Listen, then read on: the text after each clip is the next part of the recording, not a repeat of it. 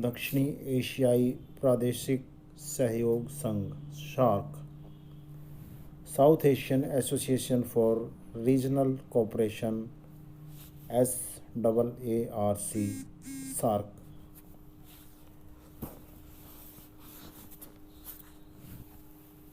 8 दिसंबर 1985 को बांग्लादेश, भूटान, भारत, मालदीव, नेपाल, पाकिस्तान तथा श्रीलंका के राज्य अध्यक्षों ने दक्षिणी एशियाई प्रादेशिक सहयोग संघ, जिसे हम सार्क कहते हैं, की स्थापना की। इसे दक्षेश के नाम से भी जाना जाता है। सार्क का मुख्य उद्देश्य दक्षिणी एशियाई देश के लोगों के जीवन स्तर में सुधार करना तथा लोगों के कल्याण के लिए कार्य करना। इसके लिए आर्थिक विकास, सामाजिक प्रगति तथा सांस्कृतिक उन्नति से संबंधित कार्य करना है। सार्क में 7 सदस्य देश हैं। वह इसके सभी कार्यों का उद्देश्य इन सदस्य देशों में सहयोग के द्वारा पूरे क्षेत्र के विकास को बढ़ाना है। अब तक सार्क के 15 शिखर सम्मेलन हो चुके हैं। सार्क के अंतर्गत शामिल क्षेत्र इस प्रकार से हैं: कृषि तथा ग्रामीण विकास, स्वास्थ्य तथा जनसंख्या, महिलाएं, युवा वर्ग तथा बच्चों से संबंधित विकास, वातावरण तथा वन संपत्ति, विज्ञान एंड टेक्नोलॉजी, यातायात और मानवीय संसाधन विकास, ह्यूमन रिसोर्स डेवलपमेंट। जिस देश में सार्क का शिखर सम्मेलन हो, उस देश का मुखिया सार्क का चेयरमैन माना जाता है। भारत में सार्क का 14वां सम्मेलन अप्रैल 2007 में संपन्न हुआ। इस समय सार्क की अध्यक्षता मालदीव के पास है। दक्षेश का 15वां शिखर सम्मेलन जून 2008 में मालदीव में संपन्न हुआ। सार्क का उदय, ओरिजिन ऑफ सार्क। दक्षिण एशियाई क्षेत्रों में क्षेत्रीय सहयोग का विचार मई 1980 में प्रारंभ हुआ था और अप्रैल 1981 में पहली बार 7 देशों के विदेश सचिवों की कोलंबो, श्रीलंका में बैठक हुई। दक्षिण एशिया के इन 7 देशों के प्रयास 1985 में सफल हुए, जब दिसंबर 1985 में दक्षिणी एशियाई प्रादेशिक सहयोग संघ की स्थापना हुई। इसका उद्देश्य दक्षिण एशिया के देशों जैसे भारत, पाकिस्तान, बांग्लादेश, श्रीलंका, नेपाल, भूटान तथा मालदीव के बीच आर्थिक सहयोग को बढ़ाना है। सार्क के सदस्य देशों का पहला शिखर सम्मेलन बांग्लादेश में ढाका में हुआ। अब तक सार्क के कई सम्मेलन हो चुके हैं। उनमें से निम्नलिखित हैं: प्रथम शिखर सम्मेलन दिसंबर 1985 में, जो ढाका, बांग्लादेश में हुआ। दूसरा शिखर सम्मेलन नवंबर 1986 में, जो बेंगलोर, भारत में हुआ। तीसरा शिखर सम्मेलन नवंबर 1987 में, जो काठमांडू, नेपाल में हुआ।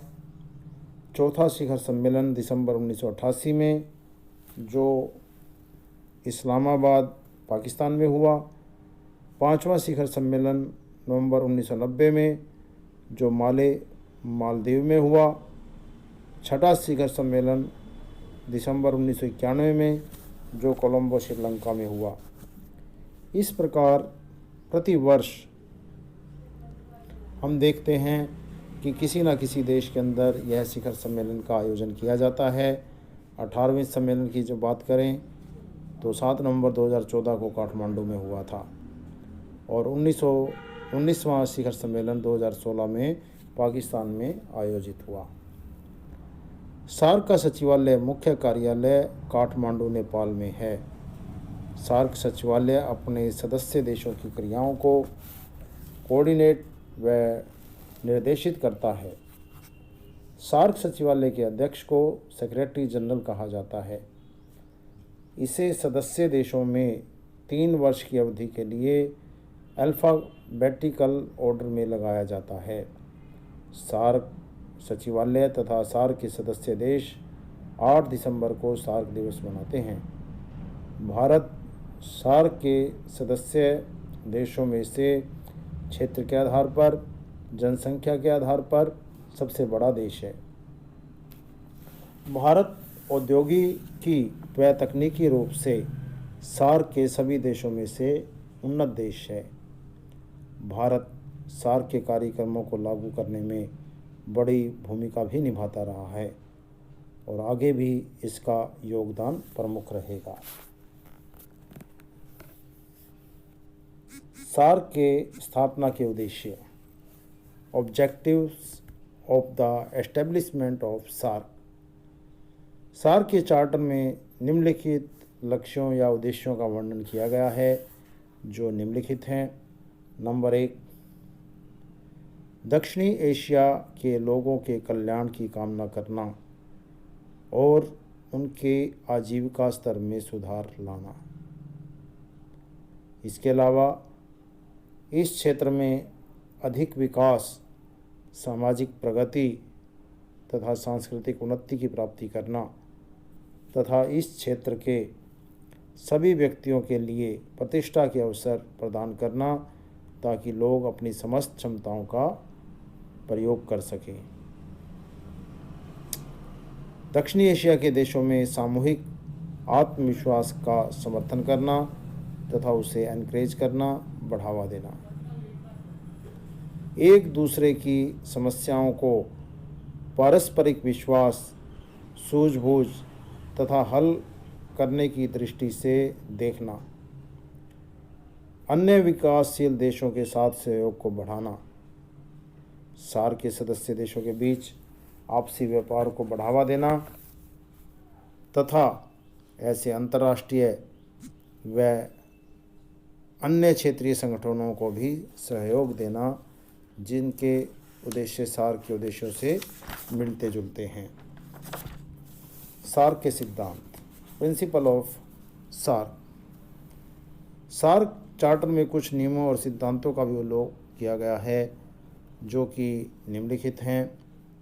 सार्क देशों द्वारा एक दूसरे की संप्रभुता, समानता, क्षेत्रीय अखंडता, राजनीतिक स्वतंत्रता, दूसरे देशों के आंतरिक मामलों में हस्तक्षेप न करना तथा पारस्परिक लाभों के सिद्धांतों का आदर करना। सार्क देशों का सहयोग एक दूसरे तथा अन्य अनेक देशों के बीच हुए सहयोग को और अधिक बढ़ावा देगा। सार्क देशों को सहयोग एक दूसरे तथा अन्य अनेक देशों के बीच हुए सहयोग के विरुद्ध नहीं होगा। सार्क के सदस्य देशों के वर्तमान द्विपक्षीय तथा बहुपक्षीय बाइलैटरल एंड मल्टीलैटरल संबंधों के साथ साथ ही सार्क देशों के बीच क्षेत्रीय सहयोग को भी बढ़ावा देना। सार्क दक्षिण एशियाई देश इस मंच पर अपने द्विपक्षीय राजनीतिक विवाद व संजीदा मुद्दे नहीं रखेंगे।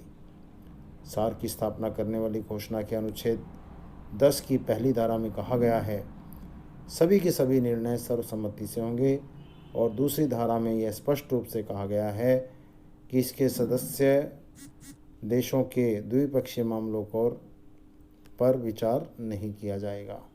सार्क कोई राजनीतिक संघ या मंच नहीं है। इसका उद्देश्य सामूहिक सहयोग करना है। सभी सदस्य एक दूसरे की संप्रभुता को मान्यता देते हैं और कोई किसी दूसरे देश के आंतरिक मामलों में हस्तक्षेप नहीं करेगा तथा सभी सदस्य सामूहिक हित के लिए कार्य करेंगे। Thank you.